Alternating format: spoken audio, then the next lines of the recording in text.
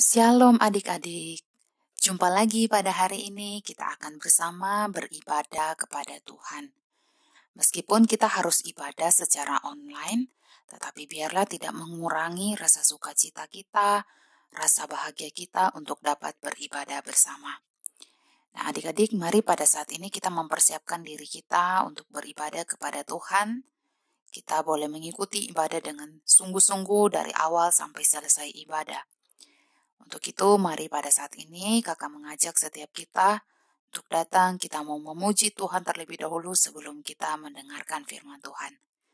Mari saat ini kita menyanyi satu lagu yang mengatakan Jalan Serta Yesus.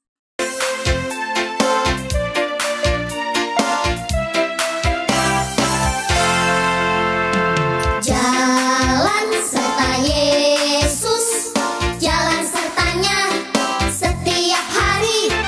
Jalan serta Yesus selamanya. Jalan dalam suka, jalan dalam duka, jalan sertanya setiap hari. Jalan dalam suka, jalan dalam duka, serta Yesus selamanya. Jalan serta Yesus, jalan sertanya, yuk setiap hari. Jalan serta Yesus selamanya. Jalan dalam suka, jalan dalam duka, jalan sertanya setiap hari. Jalan dalam suka, jalan dalam duka, serta Yesus selamanya. Jalan dalam suka, jalan dalam duka, jalan sertanya setiap hari. Jalan dalam suka, jalan dalam duka, serta Yesus selamanya. Jalan dalam suka, jalan dalam duka, jalan sertanya setiap hari. Jalan dalam suka, jalan dalam duka, serta Yesus selamanya. Serta Yesus selamanya. Nah adik-adik, mari sebelum kita mendengarkan cerita firman Tuhan, kakak mau ajak kita untuk berdoa terlebih dahulu. Mari kita berdoa. Ya Tuhan, terima kasih pada hari ini kami boleh bersama kembali beribadah kepada Tuhan, meskipun kami harus beribadah secara online. Tuhan kiranya menolong kami supaya kami dapat bersungguh-sungguh mengikuti ibadah dan juga kami boleh mengerti akan firman Tuhan yang akan kami dengarkan pada hari ini. Terima kasih ya Tuhan, hanya di dalam nama Tuhan Yesus kami berdoa. Amin. Nah adik-adik, hari ini kita akan melanjutkan kembali cerita firman Tuhan kita tentang bagaimana Tuhan dia menuntun umatnya bangsa Israel. Mulai dari mereka keluar dari tanah Mesir, bahkan sekarang mereka akan memasuki padang gurun, yaitu padang gurun Sinai. Ketika bangsa Israel mereka telah tiba di padang gurun Sinai, di situ mereka mendirikan kemah untuk mereka tinggali. Lalu pada saat itu juga Musa dia pergi naik ke atas gunung untuk mendengarkan apa yang akan Tuhan katakan kepadanya. Setelah Musa dia naik ke atas gunung Sinai, di sana Tuhan berfirman kepada Musa untuk memberitahu kepada orang Israel bahwa mereka harus menjadi bangsa yang kudus, bahwa mereka harus percaya dan taat kepada Allah. Allah sangat mengasihi orang Israel, dan Allah ingin mereka menjadi umat yang dikhususkan untuk melayani Dia. Setelah itu Musa turun dari gunung dan memberitahu kepada orang-orang Israel firman yang dikatakan oleh Allah kepadanya. Orang-orang Israel yang melihat Musa datang, mereka dengan segera menghampiri dia lalu mendengarkan apa yang dia katakan.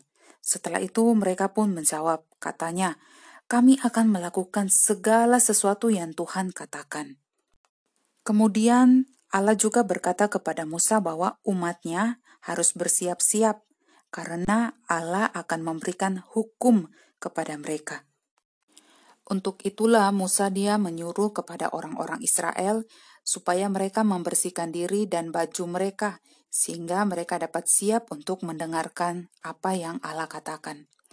3 hari kemudian Allah sendiri akan turun dari Gunung Sinai dalam awan yang tebal di hadapan seluruh bangsa Israel itu.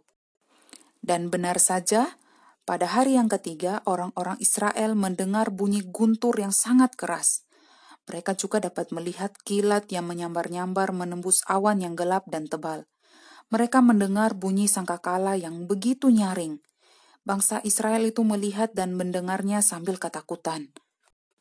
Nah, Musa yang melihat hal itu, dia pun memanggil bangsa Israel supaya mereka keluar dari kemah mereka dan dia menyuruh mereka untuk berjalan menuju kaki gunung supaya mereka dapat bertemu dengan Allah. Ketika mereka sampai di bawah kaki gunung, mereka melihat ada begitu banyak asap dan api yang keluar dari gunung. Seluruh bumi berguncang dan bunyi sangkakala semakin keras bunyinya. Tuhan telah datang di Gunung Sinai. Bangsa Israel dapat melihat dan mendengar bahwa Tuhan begitu berkuasa, menakjubkan, dan kudus. Allah telah siap untuk berbicara kepada umat Israel. Ini adalah waktu yang tepat bagi bangsa Israel untuk mendengarkan suara Allah. Lalu inilah yang dikatakan Allah kepada bangsa Israel. Akulah Tuhan Allahmu yang membawa engkau keluar dari tanah Mesir, dari tempat perbudakan. Nah adik-adik, itu adalah firman yang sungguh menenangkan. Allah mengingatkan kepada bangsa Israel bahwa Dia adalah Allah mereka. Dia telah menunjukkan kepada mereka kuasa, pimpinan, dan penyertaan-Nya. Dia ingin supaya bangsa Israel percaya dan taat kepadanya. Allah terus berbicara kepada umat-Nya. Allah juga memberikan kepada mereka 10 perintah, yaitu 10 peraturan yang menakjubkan untuk mengajarkan kepada mereka bagaimana mengasihi Allah dan juga mengasihi sesama. Lalu setelah itu, Musa dia kembali naik ke atas gunung, sehingga Allah dapat berbicara lagi kepadanya. Akan tetapi adik-adik, ternyata di atas gunung, Musa dia tinggal beberapa hari lamanya di sana. Nah, bangsa Israel yang menanti akan kedatangan Musa, mereka mulai bertanya-tanya. Akhirnya mereka pun berkumpul dan mereka pergi menghadap kepada Harun, yaitu sang imam besar. Lalu mereka berteriak kepada Harun, katanya, "Kita tidak tahu apa yang telah terjadi dengan Musa." Lalu mereka meminta kepada Harun supaya membuat Allah yang dapat mereka lihat. Atau dengan kata lain, mereka ingin membuat berhala. Nah, sangat disayangkan adik-adik, Harun pun membuatkan anak lembu emas bagi mereka. Sehingga bangsa Israel, mereka tidak taat kepada Allah. Mereka bukannya menyembah kepada Allah yang benar, mereka malah menyembah kepada patung, yaitu patung yang dibuat dari perhiasan mereka. Padahal mereka itu sudah berjanji untuk taat kepada hukum Allah. Tetapi lihat sekarang mereka telah melanggar 2 perintah yang pertama.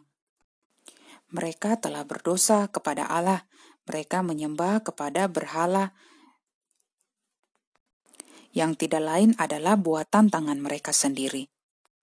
Lalu pada saat itu adik-adik, Musa turun dari Gunung Sinai dan dia melihat dosa yang diperbuat oleh bangsa Israel. Musa dia menjadi sangat marah. Ketika Musa melihat bahwa umat Allah telah melanggar janji mereka untuk taat, Musa menghancurkan loh batu yang di atasnya tertulis 10 perintah Allah. Selain itu, Musa dia juga menghancurkan anak lembu emas. Dan ada banyak orang mati karena dosa-dosa mereka. Mereka yang mengasihi Allah berdiri di samping Musa ketika dia membuat permohonan kepada Allah dan berdoa untuk pengampunan mereka.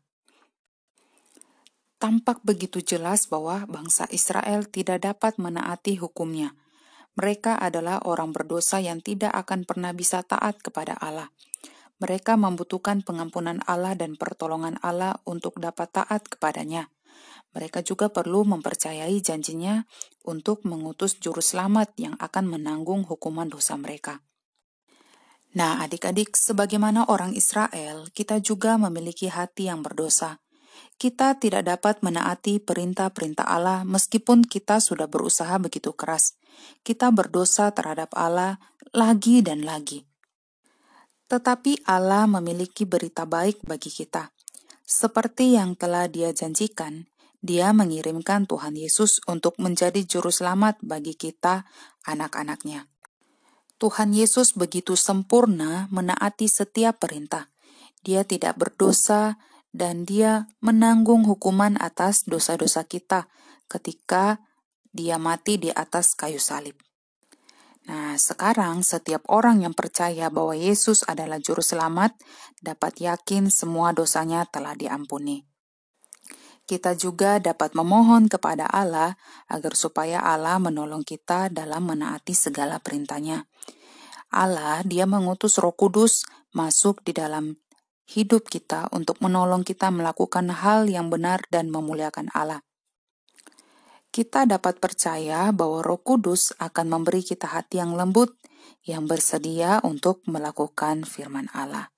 Nah, adik-adik mau taat kepada Tuhan, mau taat kepada firman Allah, maka biarkan Roh Allah yang akan memimpin hati adik-adik, memimpin kehidupan adik-adik, sehingga adik-adik dimampukan untuk taat kepada setiap perintah-Nya.